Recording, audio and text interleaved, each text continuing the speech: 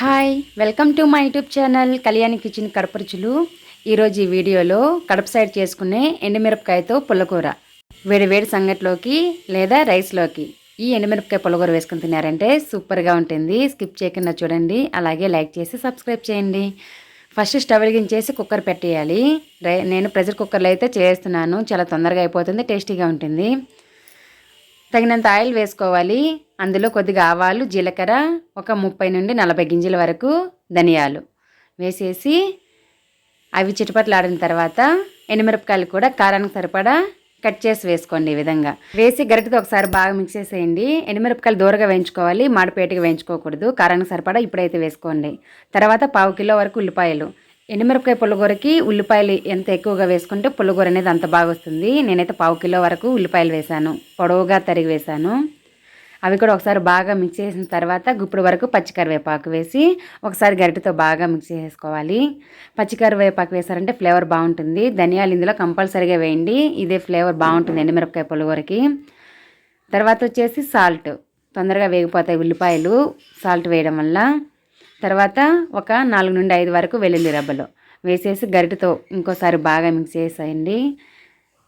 Colour అయితే change అయిపోయాయి కదా, దూరగా వచ్చాయి ఉల్లిపాయ ముక్కలు. ఈ టైంలో 3/4 కేజీ తరిగి పెట్టిన టమోటాలను వేసుకోవాలి. నాటు టమోటాలు, అలాగే బాగా మాగినవి తీసుకోండి. ఎండుమిరపకాయ పుల్లగూర చాలా బాగుంటుంది.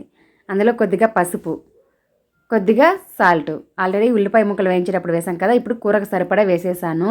ఎన్నిసార్లు వేసినా కరెక్ట్గా వేసుకోవాలి. గరిటెతో ఒకసారి బాగా మిక్స్ చేసేయాలి. ఇవి మగ్గించుకోవాల్సిన అవసరం లేదు, టమోటాలు ఉడికించుకోవాలి. ఒకసారి బాగా మిక్స్ చేసాం కదా, ఇప్పుడు పులుపుకి సరిపడా చింతపండు. నేను నాటు టమాటాలు తీసుకున్నాను, అవి కొంచెం పుల్లగా ఉంటాయి. ఎండుమిరపకాయలు కారానికి సరిపడా తీసుకోవాలి. కొద్దిగా చింతపండు వేసాను, 1 గ్లాస్ నీళ్ళు వేసాను. ఎక్కువ టమాటాలు వేసాం కాబట్టి అందులోంచి కూడా నీళ్ళు వస్తాయి. మనకి గట్టిగా కావాలంటే కూర అనేది నీళ్ళు అనేది కొంచెం తక్కువ వేసుకోండి. కొంచెం పలుచగా ఉన్న పర్వాలేదు అనుకుంటే 1.5 గ్లాస్ వరకు వేసుకోండి. నేనైతే 1 గ్లాస్ వేసాను. ఒకసారి బాగా గరిటెతో మిక్స్ చేసి మూత పెట్టేసి విజిల్ పెట్టేసేయండి. 5 to 6 విజిల్స్ రాణించండి మీడియం ఫ్లేమ్లో. బాగా టమోటాలు, ఎండుమిరపకాయలు ఉడికిపోతాయి. అసలు ఆ విజిల్స్ వస్తూ ఉంటే మీకు ఆ ఫ్లేవర్ అనేది తెలుస్తూ ఉంటుంది. ధనియాలు అలాగే ఎండుమిరపకాయ పుల్లగూర ఆటోమేటిక్గా స్మెల్ వచ్చేస్తూ ఉంటుంది.